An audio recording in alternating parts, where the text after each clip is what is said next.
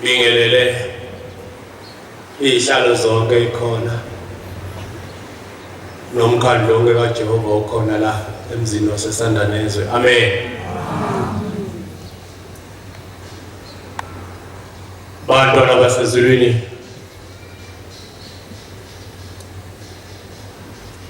nami ngibonga ukumenywa namuhla ukuthi uNkulunkulu angimemele kulomuzi wakhe oyingcwele waseSandanezwe.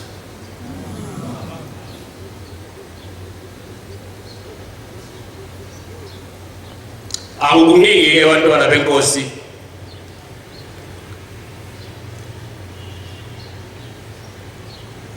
engize ngakho la ekhaya, kodwa ngizosonda nami ngize enkonzweni njengabo bonke abantu, ngoba uNkulunkulu wasenzela umusa ukuthi asohlalahlale sihlangane emathempelini kule mizi uNkulunkulu asakhele yona, asohlalahlale sihlangane bese siyathandaza simnxusa uNkulunkulu. Asazi-ke ukuthi uNkulunkulu wayehloseni bantwana benkosi kusihlanganisa ngale ndlela, kodwa ngiyakhumbula ngelila owayekhuluma khona, wakhuluma wathi umthandazo manje uthandaza umunye nibaningi, uNkulunkulu uyashesha ukuzwa lo mthandazo. Nami nginalelo themba-ke bantwana basezulwini ukuthi njengoba ngilana ngiyisoni sasemhlabeni,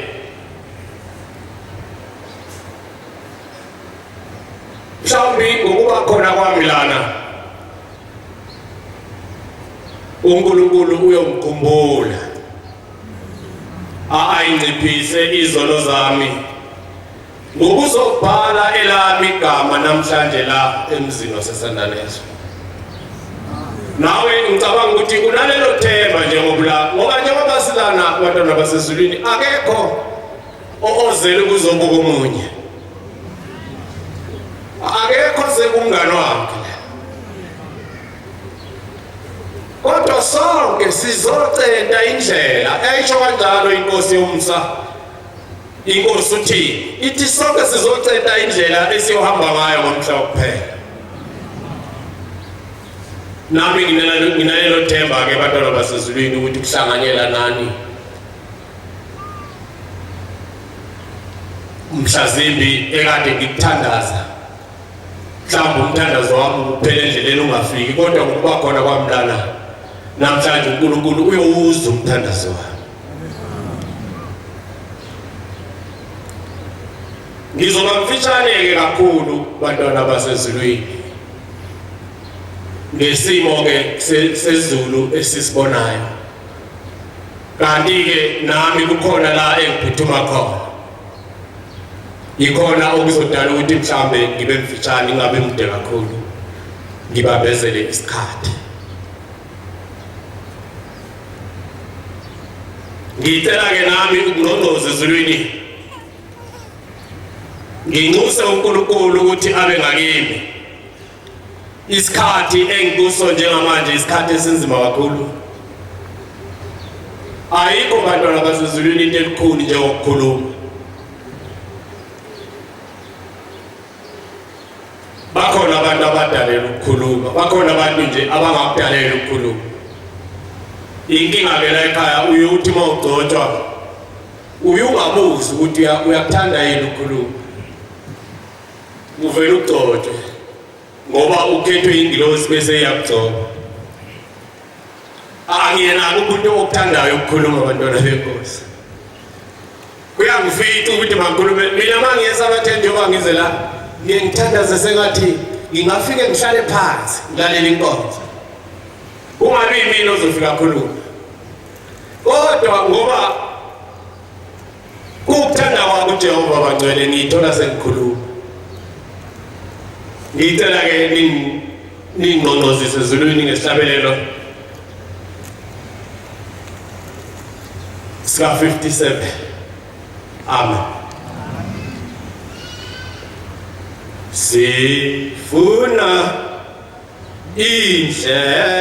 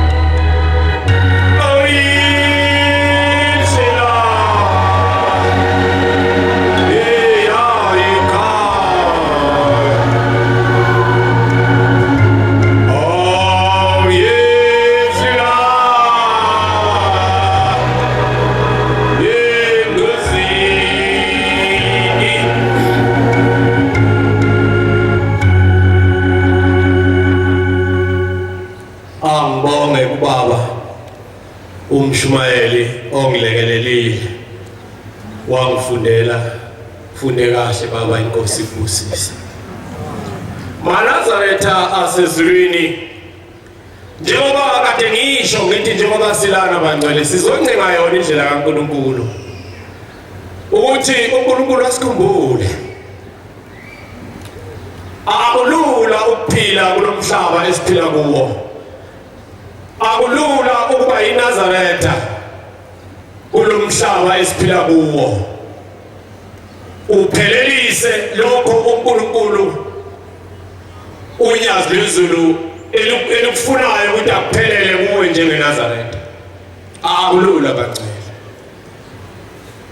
kodwa siyazama siyamncenga uNkulunkulu ukuthi masikhala kuye asise ngoba uNkulunkulu bangcwelelo isikuye hayi ushembe uNkulunkulu ungahamba uqede umhlaba ukusho konke okuthandayo kodwa ngicabanga ukuthi izwe seliyavuma namhlanje ukuthi ushembe lona okhona namhlanje uNkulunkulu bonke kodwa lona okhona ubomela ubuyini hey bantwana basezulwini angazi ukuthi singambabaza kanjani lo uNkulunkulu omhle kangaka angazi ngempela ukuthi sobabaza kanjani kushada yona amagama bagcwele ukuthi ulibabaza unyazi nomali uphambi wakho ulibuka uthi konje makuthiwa angikhulume unyazi ngizokhuluma ngithini ngalo uNkulunkulu omhle kangaka hey luhle unyazi bagcwele hayi luhle umhle uJehova wethu bantwana basezulwini kusho uPastor Niso kodwa uNkulunkulu yena sihlezi naye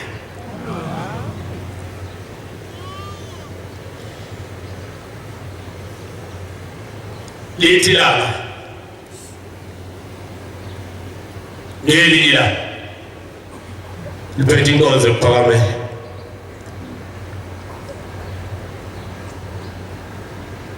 sikhuluma yona bantwana basezulwini indaba yokuncela ukuthi uNkulunkulu akasikhumbule singathi sesihambe ibanga elide silandela unyazi sithole ukuthi egcineni siyalahla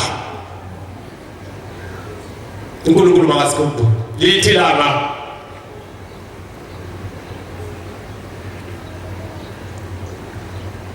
ngisesikolweni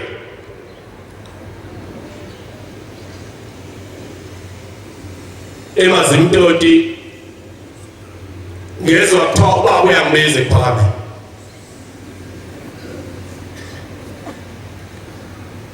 lase ngiyaphuthuma ngoba ngibizwa ubaba angazi mina nawe sisaphuthuma yini masibizwa abe ntoba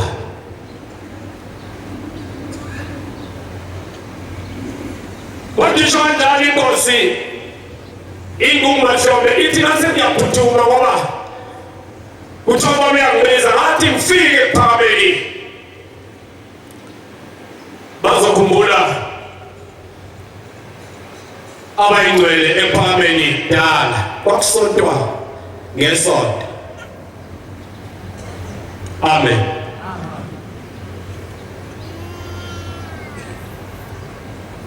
isabatha lafika loGomela esesetsha phezulu entabeni yaseNhlangakazi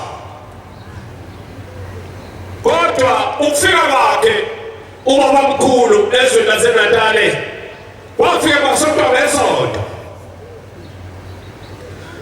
lithi-ke ilanga ubaba wangibuza umbuzo ongithidayo uthi mntanami njengoba wena ufundile kangaka ngisacela ungichazele ukuthi lolu suku lolu esonta ngalo lulungile yini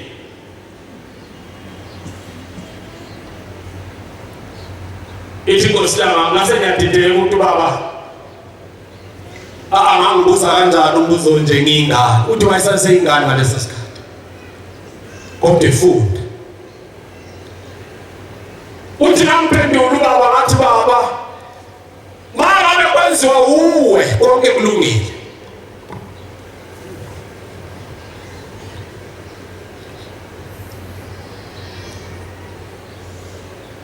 wasiyaqhubeka ukubhomela uthi enkosini langa ungathini ngelinye ilanga uthi uyafika ekhaya uthole sesisonta ngomgqibelo walibeka kanjani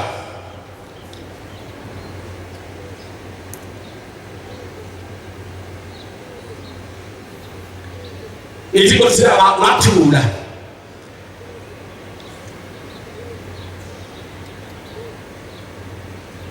wasethi ubabamkhulu funda incwadi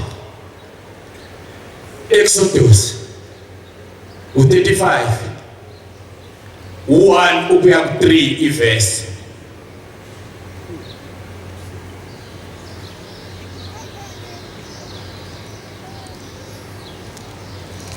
wathi baba funda incwadi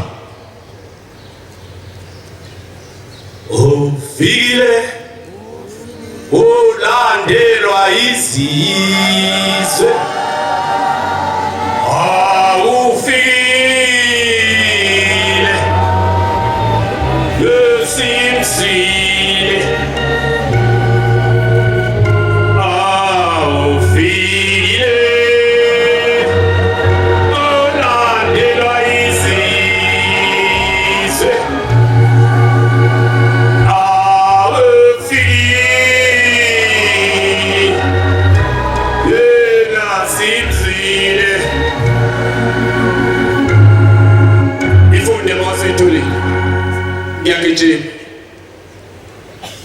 Punto. Exodus 35 FBC. Yeah. Mose wabotha isizwe sonke saba'Israyeli. Ithi inkosi langa ngase ngiyayifunda le ncwadi yasho kanjalo yathi uMose wabutha sonke isizwe sakwa-Israyeli. Wathi kubo. Wasethi kuso ilaba mazwi awasho uJehova ukubani wagcina ukuba agcinwe ngabantu bonke. Kwasetshenzwa insuku eziyisithupha kepha usuku lwesikhombisa alube usuku oluyingcwele kini isabatha lokuphumula kuJehova lo osebenza umsebenzi ngalo akafe ningabasumlile ezindlini zenu ngosuku lwesabatha. uMose washo kuso sonke isizwe saba'Israyeli. Yeah, uphele ku3. Ithi inkosi langa ngayifunda le ncwadi yathi mayifika evesini lesithathu ngase ngithi baba uthi losebuyabuza ugagane lobuza uthi ithini le ncwadi.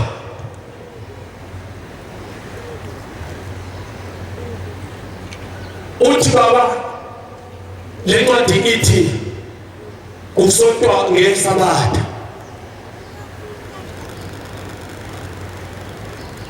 Manje wena njengoba ufundile uthini wena? Uthi ngangazi ukuthi uzothini ngathi mina usho inkosi langa yathi ngathi baba lokho kusho wena kulungile. Uthi baba mkhulu bengithi ufundile uhlakaniphile. Bantu abasezwini ithi engumahlambe ngahamba ngabuyela esikolweni. Ngithe ngisesikolweni ngezokuthoka enkozelo ephakame sekusuka umsindo.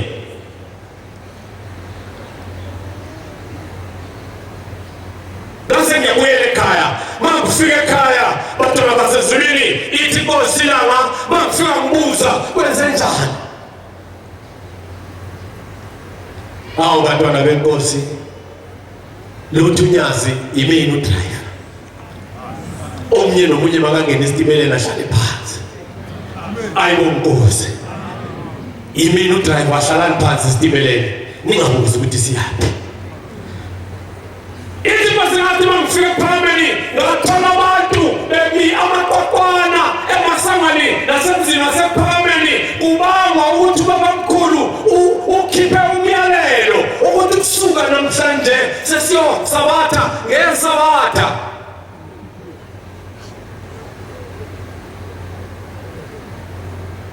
ngicabanga ukuthi kwakuyinto eyayinhle leyo bangcwele, amen. Kodwa abantwana basezulwini kukhona abantu abashibuka ngokufika kwesabatha ePhalamende. Bathi njengoba isabatha, ngiyabongela wena okhona la esabatheni esandanezo, owathi makufika izwi kuwe lingena ngaphakathi kuwe ubushangeshumayezela abantu. Lathi malifika leli izwi walibukela, walithanda, leli phuma lafika langena kuwe walithanda leli phuma. Lithi laba bashibuka kwaze washibuka nabefundisi. Ngicabanga ukuthi ubaba umkhabela lenkulumo uyayazi. Washibuka nabefundisi bahamba baliyeka isonto bayobazinyanga ngeke ngisho inkomo zabo ngoba mhlawumbe inkomo zabo zikhona la esontweni. Kodwa kuthiwa bahamba bayokhanda imithi babazinyanga bebaleka isabatha usuku oluhle kangaka.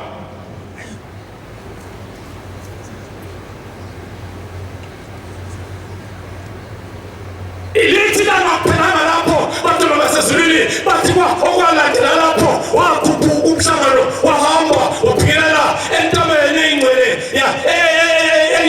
yasehlakakazi. Yathi mangabe inhlangano ihleli phezulu bantwana benkosi baseba nenkonzo yakusihlwa eyafika yabanjwa phezulu ngaleso sikhathi ubabamkhulu ekhona. Lasebekwa lapha itende likababamkhulu wasehlala lapha ithi inkosi namba ngakhelelami itendanyana elincane ngahlala kulo. Yasingena le nkonzo bantwana basezulwini, yathi bayingena le nkonzo ebusuku yayiphethwe ngabantu iphethe mina ngihlezi endlini uthi nobaba wayehlezi endlini. Ngikhuluma ngenhlahla yokuba khona kwethu lana bacela. Bakhona abantu abathi sebekhona babubalekela ubungcwele sebekubo.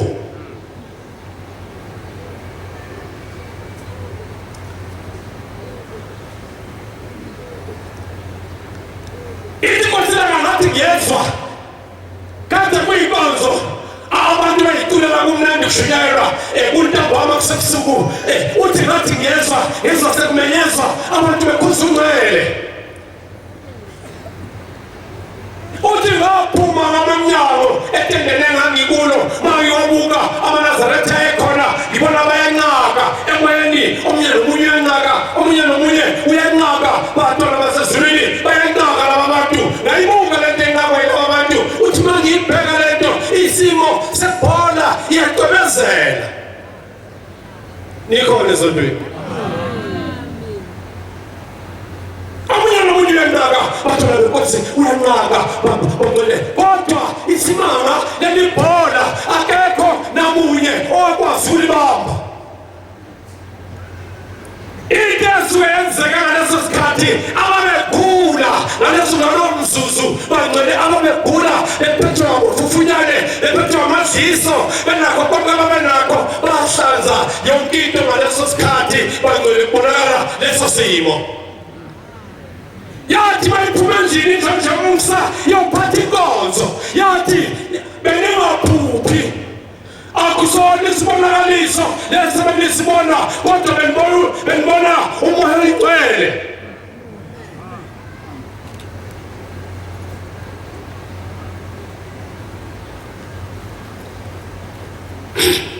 Esilizwile hawe baba mkhulu, baba mkhulu se shu hawe we baba mkhulu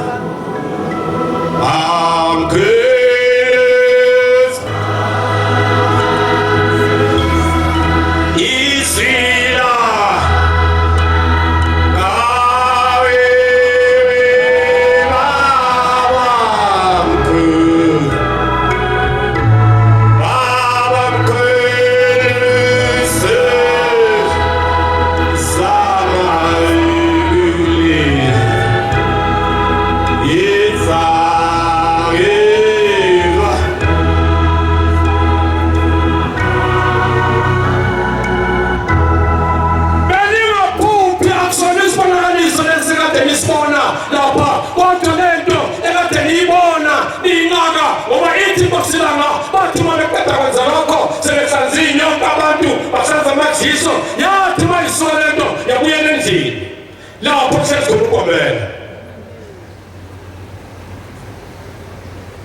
uthi ukombela manje phethikozo uthi thana lokho kade nikubona asona isibonakaliso kodwa umoya oyingcwele obukaduzekini njengoba kade ufuna ukwehla uya komunye uya kuNdebele kade ufuna indawo yokuhlala kuNdebele wahamba waya kuNgiba wangayithola indawo kuNdebele wahamba waya kuNgiba wangayithola indawo wahamba waya komunye wangayithola indawo wahamba uthi ubaba mkhulu ubuzile nomoya ukuthi hawu awusatholanga nengane encane engenaso isono ungene kuyo kungenani bathi wathi nomoya cha ingane zizalwa esonweni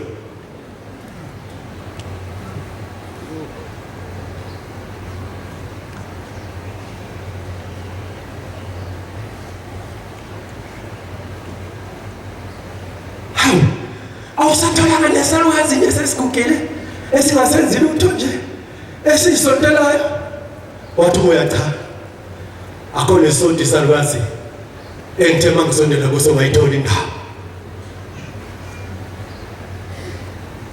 hawu nekhethe nje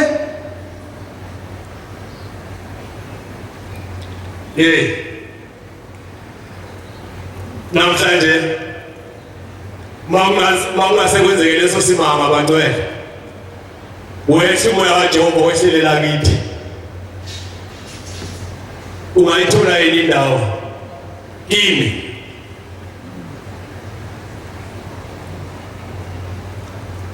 njengoba sila lokho engikhuluma ngawo mawungehla namhlanje ungayithola yini indawo kimi nawe awuzibuze nje lo mbuzo uphile kuwo lo mbuzo usibuze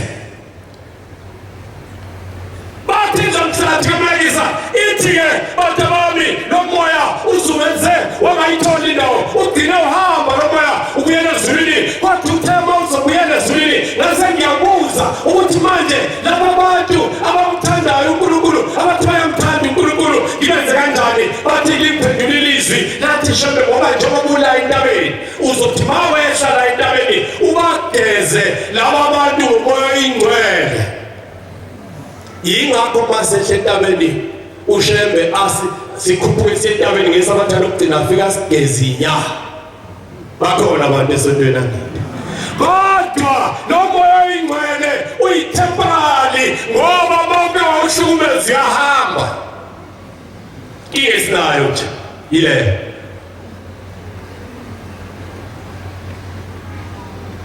Korinto 13 yagijima abangcwele senzo hlala phansi base Korinto bokuqala 13 u4 no8 verse u4 kuya ku8 amavesi ithi ngilosilo moya lona bathola basezwini mawuke wawuphatha kabi mawuke waba nenzondo mawuke wangamthanda umunye umuntu mawuke wamhleka umunye umuntu uyahamba awu bangake sibahlebile njengoba silana namhlanje ngalomzuzu nje usekhona lo moya kithi bangake sibathandayo nesingabaphiwe singamakhono lo moya kashe kusahleli kithi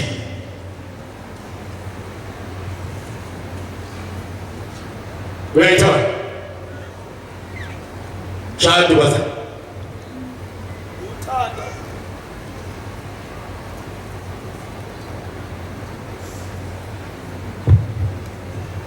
uthando luyabekezela lo moya abantwana basezulwini onyazi basezulwini ufuna uthando kumaNazaretha lumnene ufuna uthando lomnene uthando amnamona uthando lungenawo umona uthando alusidumisi olungazikhukhumezi nolungasidumisi alusikhukhumezi yebo alwenze okungafanele uthando mawuthi ngiyakuthanda sibani bani awukwazi ukumenzela okungafanele lo muntu ngoba uyamthanda ngithi alusifunelo kwalo uthando lusifunelo kwalo alunala hayibo usibani avenolaba kodwa imadibazana uNdebele hey avenolaka umfundisi kodwa lo ulaka lwani umuntu ucotshiwe umfundisi abantwana bakaNkulunkulu wagcotshela ukuthi basondele kuwe basondele kimi njengomfundisi bazocela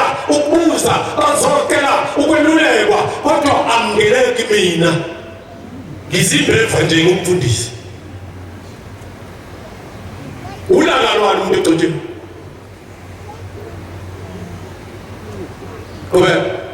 aluzinhlekelo kubi uthando aluzinhlekelo kubi aluthokozi ngokungalungile aluthokozi uthando ngokungalungile kepha luthokoza ngesiminya uthando luthokoza ngesiminya abantwana basezulwini niyezwa kancane yilokho esikuzelela isandla lezo namhlanje bakhona abantu esontweni sizelela lothando kaNkulunkulu ukuthi uNkulunkulu umoya wakhe lona ayewehlisela abantu ehlangakazi mawuhlale nathi Baba wethu usezulwini akemholphathe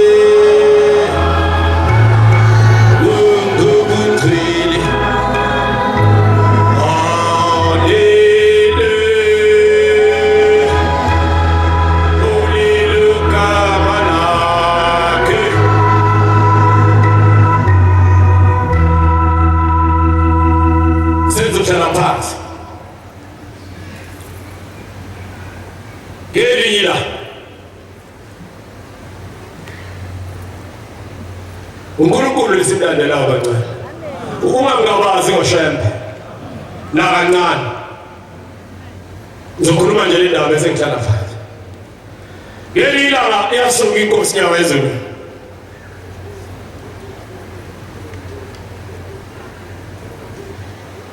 ngo-1986 ibizwa ngabantwana basezweni laseMozambique wakusaphila umongameli wakhona ababethu Samola Mashele ngaleso sikhathi bazongifakazela abangakhona nababekhona ngaleso sikhathi bayalwazi udaba engikhuluma ngalo kwakuyisikhathi abangcwele esasithanda ngikhuluma ngoShembe ngoba uNkulunkulu wakhe ukuthi njengoba silala abangcwele sinetha sivule sishiswa ilanga hayi ukuthi sidukile kodwa silandela yena uNkulunkulu wangempela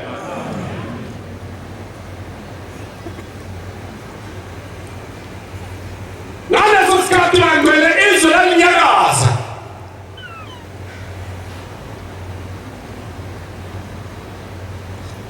izwe lalinyakaza kakhulu umbuso wobandlululo bantwana basezulwini wawulimise kabiswe kukubi kakhulu yasuka inyanga yezulu ibizwa ngabantwana baseMozambique yahamba bangcwele yathi bayifike eKomatipoort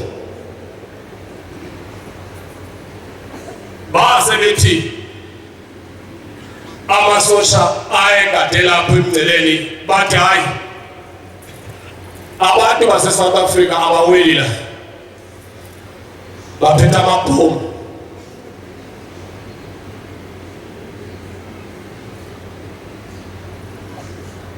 kwase kuyakhulunywa kwashiwo ukuthi khana lona esihamba naye namhlanje akuyena umuntu uNkulunkulu lona uzezweni lelo bathi laba bagade lapha lutho base befonela ngaphakathi umongameli bamazisa umongameli kukhona indoda ethi uShembe izezwe lakho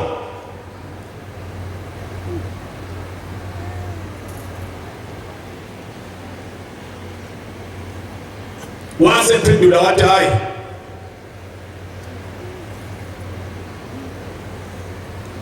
angiqale nimseshe akaphala aphethe yini amabhomu ungalazinde batona benkosi wayehamba nezitsha zokuphambana isivumelwano batona benkosi basebethi basesha batshelwa ukuthi khana ningathithi lana ilapho la kuhlala khona uNkulunkulu bathi labo hayi siyasesha thina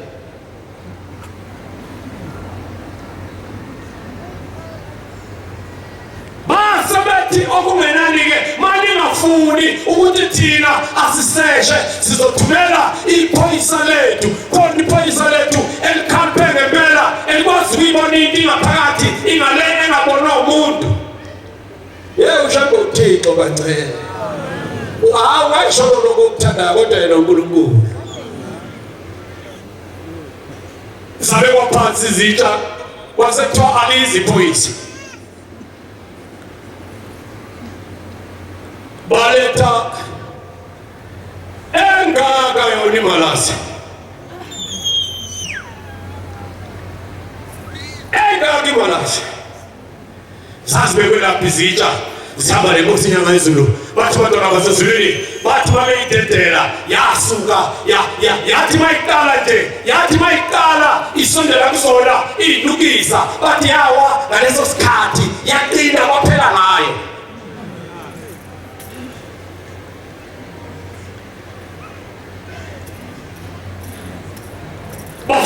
Bafonela phakathi kumongameli ukuthi ayibo naku sebenze kumhlolo lana inja esithe mayiseshe nomuntu okushembe seyivele yafa.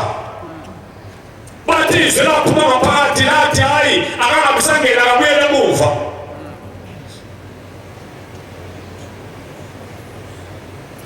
Bese thina inkosi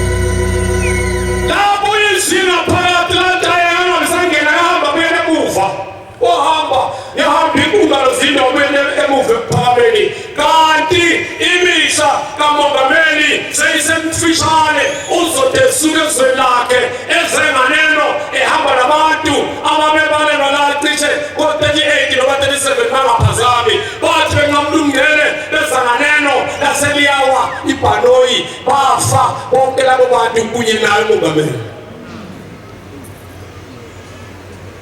Uthe sefile esengasekho bamthatha bayombeka lapha nakubekwa khona izikhulu zezwe. Uthe sehambile emhlabeni wasefika ngalena kwelizayo abatha amakhehla kubo uNkulunkulu sasilande uNkulunkulu ukuthi abuye azosibusisa kuleli lizwe. Wena wamxosha hamba ubuyele emuva ukutela uNkulunkulu abuye azosibusisa lana sizafuna ubusiso. Wena njengoba ufile ushayele nokuthi uyaxosha uNkulunkulu. Bakhona abantu sonke abangakhona bangayifakaza le nkulumo. Abangakhona bangayifakaza. Wena uxosha uNkulunkulu hamba ubuyele emuva bantwana basezulwini bathe ebuhleni bamaNazaretha wathi uhleliwe kwase kufika igijimi ezafike zathi sizocela ukuthi uShembe akabuye ezeMozambiki ngoba selifika ilizwi lakhuluma lathi akuyiwe kunomongameli omusha ophethe ushiye ukuthi akahleli kahle usabona manje. Yathi yangezwe hawu sebeyangifuna kodwa yahamba abantwana basezulwini yayokwenza inkonzo yafike bathi abantwana basezulwini yafika yenza inkonzo yebali inkonzo yembali. emathuleni osango lwamashela. Hayi uNkulunkulu bancede. uNkulunkulu nanamhlalokhu ulonyaka odlule noma kulomnyaka emibili noma emithathu edlule kade uhambile uNkulunkulu kade hambile uNyasezulu wawela wayeMozambique wafike wahamba waya lapho ubuyise emkhulu inyanga yezulu eyayobusisa khona amathuna.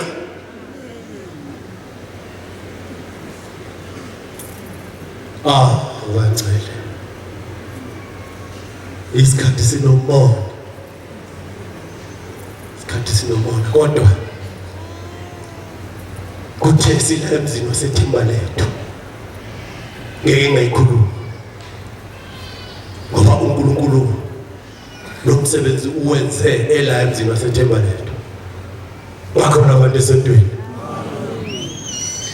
bonke uJehova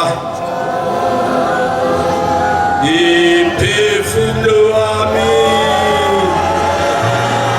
uselithuba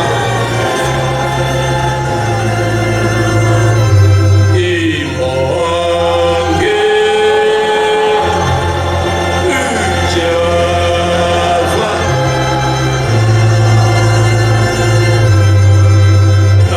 imphefumulo wami uselithuba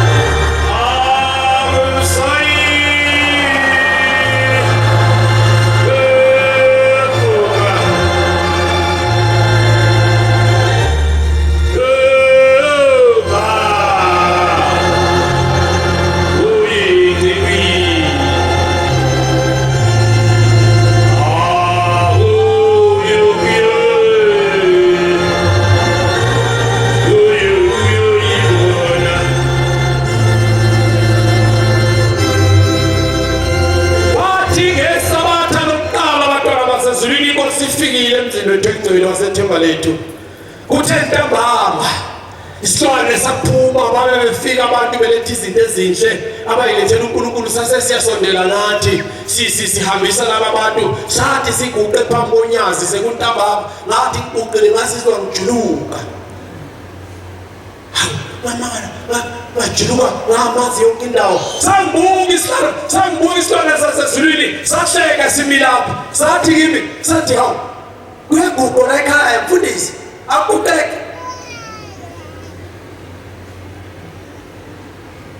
ngama mathanga babonga bathi Nkosi yamakhosi kodwa yami ngiphethe lento ngabuyela edokotweni banikela abantwana basezulwini ngabuyela edokotweni sengiyagijima kakhulu isikhathi sami sesiyabaleka ngabuyela edokotweni ngathi bangibuyela edokotweni ngifika ngene edokotweni kumuli ijazi ngalibeka lapha ngagibela empedeni ngathi mangigibela empedeni wathi la empedeni ngawusumpede uhamba nami ngasho kanjani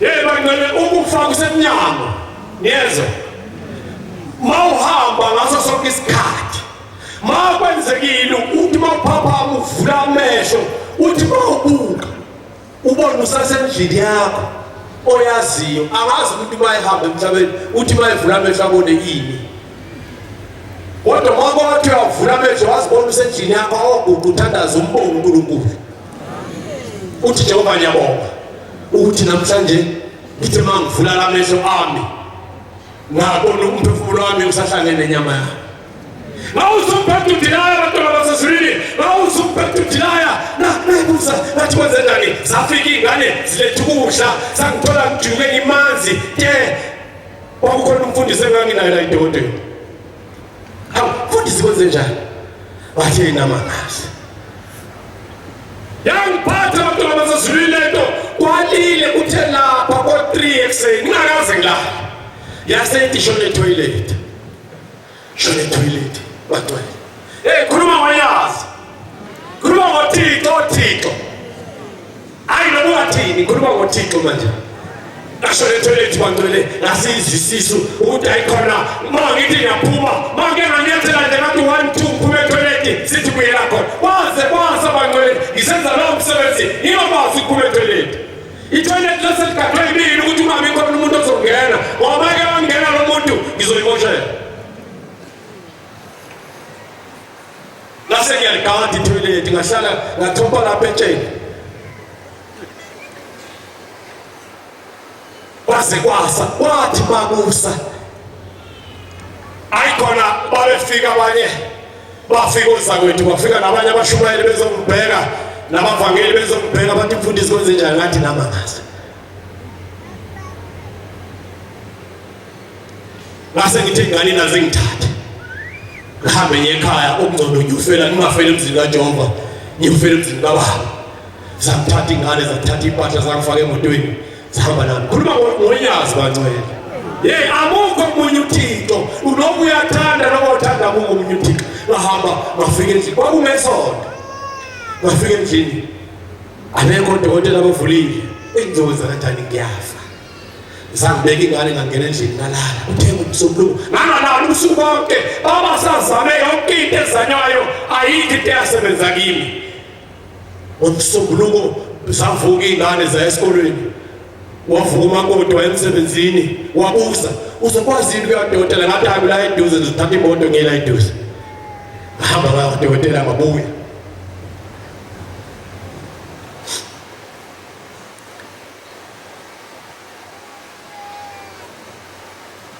Haleluya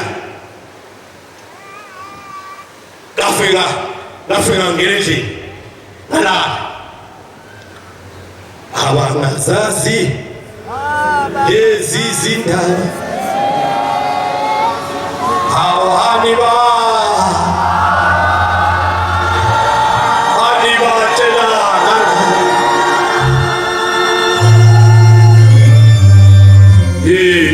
abangazazi lezi zindaba awani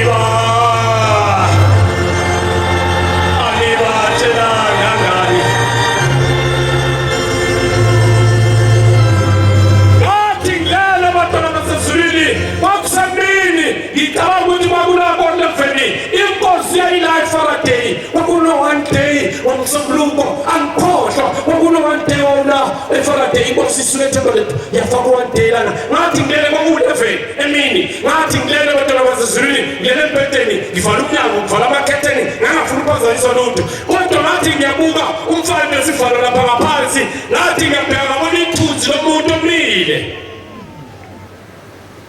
umuntu mayemingale ubona ithunzi kuyakhombisa ukuthi istatue somuntu lesi istatue lesi bakhona kade sontweni hayi bangcwele kuyoningale kwalo kade sikhuluma ngoNkulunkulu bangcwele ngathi ngisabuka leso simanga ukuthi ngoba la endlini ngingedwa lana uba lo mingale kwesifano ngathi mangithi ngiyaqaphela bangcwele sangena istatue soft statue lesibomvu sangena istatue bangcwele sathi one ngathi ngisashawa umfalo bangcwele sangena sesibili sathi two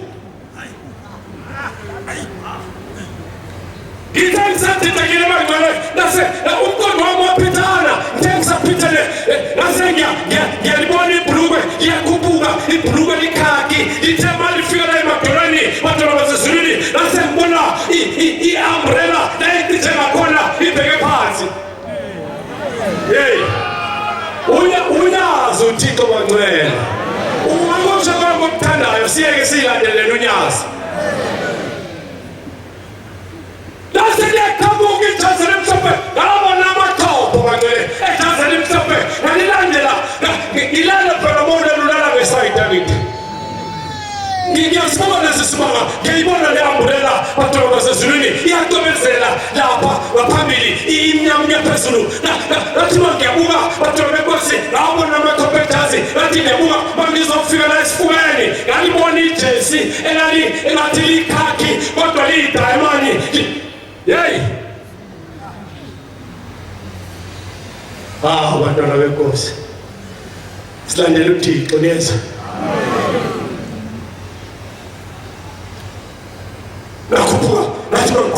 umnyazi batona benkosi wase kuvela isigqoko sodwa zange ngibone ebusweni ngingafuna uqamba amanga kodwa isigqoko ngasibona nesandla batona benkosi esaphakama sabamba lesi sigqoko sasikhumula sasibamba kanje ngasibona ngafuka ngahlala empedeni ngafuka ngahlala ngesine empedeni ngathi ngoba ngisalungisela ukuhlala ngisabhekela lesi sigqoko esibomvu phakathi ngisalungisela ukuhlala ngesine nophele emehlweni bakhona abantu esempilweni nophela unyazi emehlweni yami batona bezulu ngaphakama ngaphuma ngayenyanga ngafika ngazelula ngezokuthi qho ngathi ngiyazelula ngezokuthi qho ngathi ngiyazelula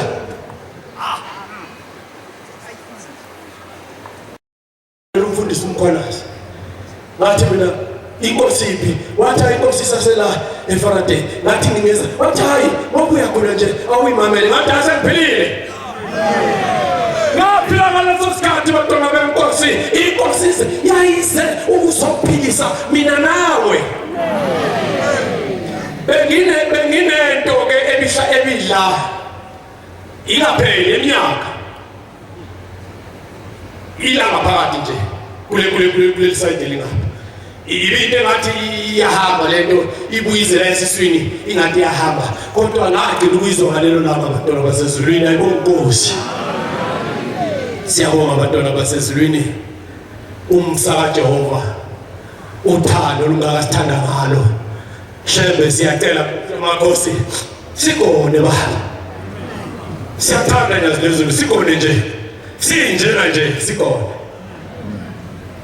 ngiyabonga kakhulu bantwana benkosi emzini wengcwele waseSandanese bangcwele ngeke ngingabongi njengoba ngikhuluma ngomhlangano waseThembalethu angilitholanga ithuba lokuthi ngize la ekhaya bantwana benkosi ngizobonga ukuphatheka kahle umkhokheli sasifika lapha kumkhokheli sifaxake bangcwele yes umkhokheli sasifika lapha umkhokheli athi mfundisi ulambile ngithi ngilambile umkhokheli ahlala la sihlale sihle yonke into emnandi esithandayo kumkhokheli siphuza amathi siyabonga bangcwele siyabonga kakhulu siyabonga impatho enifike nisiphathe ngayo masiphakathi kwenu waphinda uJehova wafika emzini waseThuthukeni nalapho bantwana benkosi naphinde nasiphatha kahle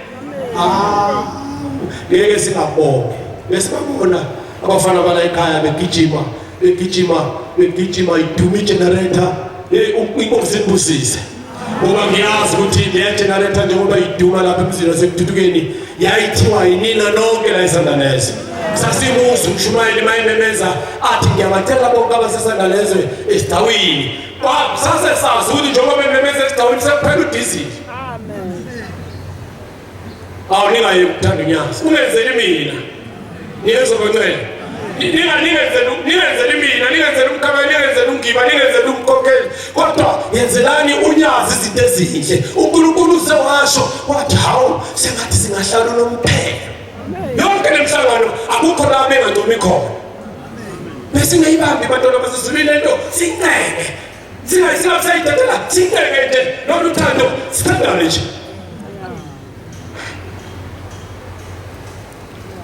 ngiyabonga kakhulu bangcwele basezulwini isikhathi sami asisekho usibu selizwile ngizocela ukubuyisela le nkonzo ngesihlabelelo sika 238 kuseyibusa imbuqo wabangcwele